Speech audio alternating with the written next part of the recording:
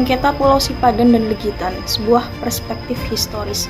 Pada video kali ini akan membahas secara lengkap mengenai sengketa Pulau Sipadan dan Legitan yang merupakan salah satu sengketa terpanjang dan kompleks antara Indonesia dan juga Malaysia. Awal mula sengketa ini sendiri terjadi pada sekitar tahun 1969 ketika Indonesia dan Malaysia sedang berunding untuk menetapkan batas landas kontinen mereka. Pada saat itu terjadi perdebatan sehubung dengan kepemilikan Pulau Sipadan dan juga Legitan. Penyelesaian telah dilakukan upaya bermacam-macam melalui tingkat pemerintahan kedua negara selama bertahun-tahun. Namun belum juga menemukan titik terang dari permasalahan tersebut, sehingga pada tahun 1997 kedua pemerintah akhirnya sepakat untuk menyerahkan penentuan wilayah kepada Mahkamah Internasional. Malaysia mengklaim kedaulatan atas pulau-pulau seperti Sipadan dan Legitan berdasarkan pada dokumen sejarah yang berasal dari periode penjajahan. Klaim ini berakar pada catatan sejarah yang menunjukkan bahwa pulau-pulau tersebut pernah berada di bawah administrasi Inggris yang merupakan kekuatan kolonial di bawah wilayah tersebut. Dokumen-dokumen tersebut termasuk peta-peta dan laporan-laporan resmi dari pemerintah kolonial Inggris yang menunjukkan pengakuan terhadap kepemilikan Malaysia atas pulau-pulau tersebut. Namun, di sisi lain, Indonesia mendesak kedaulatan atas pulau-pulau tersebut dengan mempertimbangkan yang pertama, faktor geografis dan yang kedua, faktor etnis. Dari segi geografis, Indonesia mengklaim bahwa pulau-pulau itu terletak lebih dekat dengan daratan Indonesia dibandingkan dengan Malaysia sendiri. Lalu, hal ini menjadi argumen kuat bagi Indonesia untuk menegaskan bahwa secara alami pulau-pulau tersebut adalah bagian dari wilayahnya. Lalu yang kedua, faktor etnis. Selain itu, tidak sedikit penduduk di sekitar pulau yang memiliki budaya serta etnis sama dengan penduduk Indonesia lainnya. Pada tahun 1998, Indonesia dan Malaysia sepakat untuk menyelesaikan sengketa ini melalui jalur hukum internasional dengan membawa kasus-kasus ini ke Mahkamah Internasional, yaitu International Court of Justice atau ICJ, di mana proses ini dimulai dengan pengajuan permohonan oleh Malaysia pada tanggal 31 Juli 1997, di mana Malaysia meminta ICJ untuk menentukan status hukum dari kedua pulau tersebut. Sidang di ICJ berlangsung dari tahun 2001 hingga 2002. Selama sidang, kedua negara itu menyajikan argumen mereka beserta bukti-bukti yang mendukung klaim masing-masing. Malaysia berargumen bahwa mereka memiliki hak atas pulau tersebut berdasarkan penguasaan historis dan administrasi yang dilakukan sejak masa penjajahan Inggris. Tetapi di sisi lain, Indonesia mengklaim bahwa mereka memiliki hak atas pulau-pulau tersebut berdasarkan peta lama yang mengaku dari pengakuan masyarakat lokal.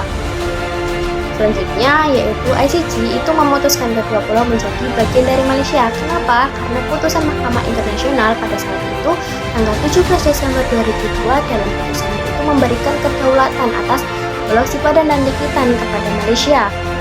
Mahkamah Internasional ini menyatakan Malaysia sebagai pihak yang paling berhak atas kedua pulau berdasarkan 3 pernyataan pokok yang dijadikan dasar bagi klaim oleh kedua negara. Yang pertama yaitu sebagaimana diargumentasikan oleh Indonesia secara habis-habisan, apakah Indonesia berhak atas kedua pulau tersebut berdasarkan perjanjian yang dibuat antara Belanda dan Inggris pada tahun 1891. Kedua, yaitu sebagaimana diargumentasikan oleh Malaysia secara panjang lebar, apakah Malaysia berhak atas kedua pulau tersebut berdasarkan pewarisan hak, yaitu Claim of Title. Yang terakhir atau yang ketiga yaitu sebagaimana diargumentasikan oleh Indonesia dan Malaysia, apakah penjajahan mereka telah menunjukkan keberadaannya sebagai pemilik yang terminologi dalam bahasa Prancis sebagai effectiveness dalam mengambil keputusan para hakim Mahkamah Internasional hanya melihat peristiwa yang terjadi sebelum tahun 1969 dalam kata-kata Mahkamah Internasional. Nah, berikut adalah kata-kata Mahkamah Internasional yang disebutkan.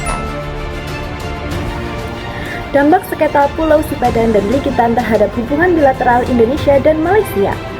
Yang pertama, peningkatan ketegangan dan retorika antara Malaysia dan Indonesia.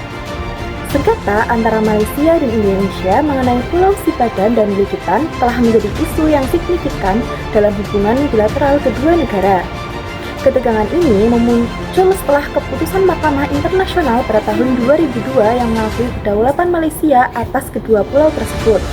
Keputusan ini tidak hanya memicu reaksi negatif dari pemerintah Indonesia, tetapi juga meningkatkan retorika nasionalis di kalangan masyarakat kedua negara.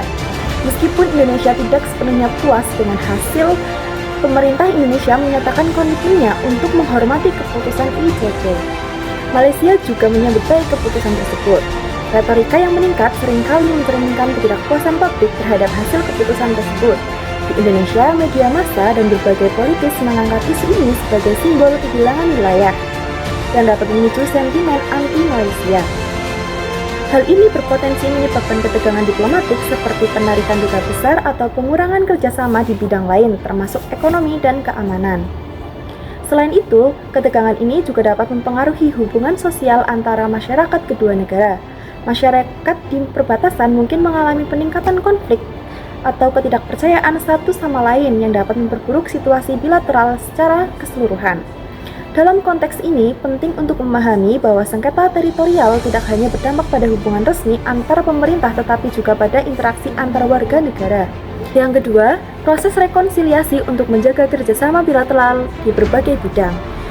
Meskipun ada ketegangan akibat sengketa tersebut, baik Malaysia maupun Indonesia menyadari pentingnya menjaga kerjasama bilateral di berbagai bidang. Proses rekonsiliasi menjadi langkah penting untuk meredakan ketegangan dan membangun kembali kepercayaan antar kedua negara. Salah satu pendekatan yang dilakukan adalah melalui dialog diplomatik yang berkelanjutan. Kedua negara ini seringkali mengadakan pertemuan tingkat tinggi untuk membahas isu-isu bilateral lainnya seperti perdagangan, investasi, pariwisata, dan keamanan maritim. Dengan fokus pada kepentingan bersama di luar sengketa teritorial. Kedua pihak dalam menemukan titik temu yang memungkinkan mereka untuk bekerjasama meskipun ada perbedaan dalam hal kedaulatan.